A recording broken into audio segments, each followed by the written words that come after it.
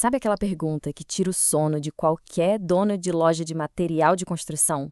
Porque a gente vende, vende, vende, mas na hora de ver o lucro, cadê o dinheiro? A resposta para isso está na gestão, e é sobre isso que a gente vai falar. Essa é a primeira sensação, né? A loja está sempre com movimento, parece que está tudo indo bem, o faturamento até sobe, mas quando fecha o mês, o dinheiro simplesmente não sobra no caixa. E junto com isso, vem aquele cansaço.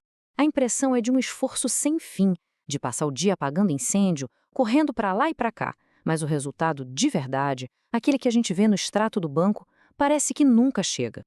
E aí vem a situação mais maluca de todas. As prateleiras estão lotadas de mercadoria, o estoque está cheio, mas falta dinheiro para pagar um boleto, para pagar um fornecedor. Como é que pode isso acontecer?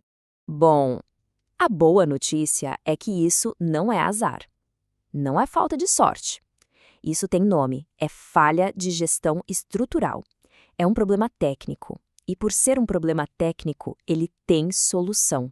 E a gente vai entender exatamente onde ele está e como resolver.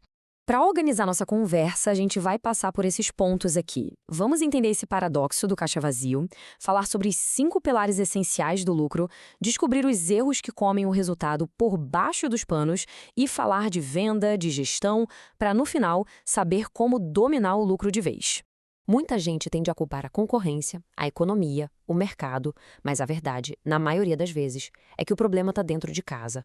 É na estrutura interna que o jogo do lucro é ganho ou perdido. O lucro de uma loja se apoia basicamente nestes 5 pilares: pessoas, compras, estoque, vendas e, claro, a gestão, que amarra tudo isso. Pensa neles como as pernas de uma mesa. Se uma dessas pernas estiver bamba, a mesa inteira fica instável. Todo o sistema fica em risco. E aqui está uma diferença de mentalidade que é crucial. O erro mais comum é focar só em faturamento, vender, vender e vender a qualquer custo. Isso cria uma falsa sensação de sucesso que, ironicamente, pode até quebrar a empresa. O jeito certo é focar em indicadores, é ter os números na mão para tomar decisões com base em fatos e não em achismo. Agora, vamos mergulhar fundo em 2 áreas que são verdadeiros ralos de dinheiro. São lugares onde o lucro vai embora quietinho, sem fazer barulho, e por isso mesmo são tão perigosos. O primeiro pilar, pessoas, é fundamental. Manter uma pessoa que não performa na equipe tem um custo altíssimo. Um vendedor ruim não só perde a venda de hoje, ele pode afastar um cliente para sempre. E esse é um prejuízo que a gente nem consegue calcular direito. Agora, o segundo ralo silencioso, as compras. Essa frase aqui deveria ser um mantra em qualquer loja. Se a compra foi feita errada, não tem milagre que o vendedor possa fazer. O prejuízo já começou lá atrás, na hora de passar o pedido para o fornecedor. E olha só esse número que é de assustar. Até 50%, metade do capital de uma loja, pode estar imobilizado, parado no estoque. É muito dinheiro empatado em mercadoria que poderia estar sendo usado para outras coisas. A ferramenta da curva ABC mostra exatamente isso.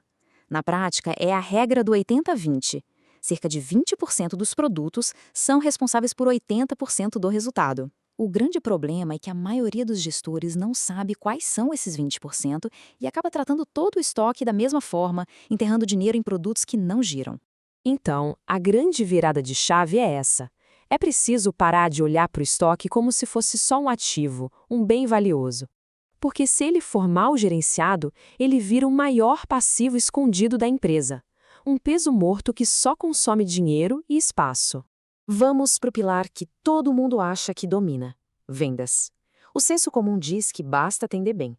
Mas no varejo, especialmente no de material de construção, vender é muito mais do que isso. É por estratégia. Venda com estratégia precisa de gestão, e gestão precisa de dados.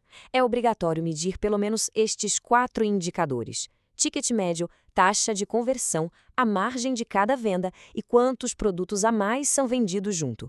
Sem esses números, a gestão de vendas é um tiro no escuro. E isso nos leva a um ponto que quebra um grande mito. O sucesso em vendas não vem de achar vendedores natos, aquelas estrelas raras. Ele vem de ter um processo bem definido, um sistema. É o sistema bem montado que cria bons vendedores e não o contrário.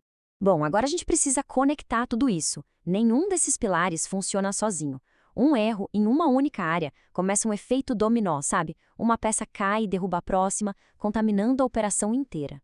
E essa rota para o risco é quase um roteiro. Olha só, começa com a compra errada, que leva a um estoque errado, cheio de produto encalhado.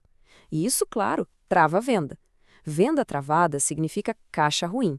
E com o caixa apertado, a pressão sobe e as decisões são tomadas no desespero. E quase sempre são as decisões erradas, o que só piora o ciclo. E então, como é que se quebra esse ciclo vicioso? A solução é uma mudança de postura. É sair do operacional, de ficar só apagando incêndio, e finalmente assumir o controle estratégico do negócio. E essa frase resume tudo o que a gente conversou.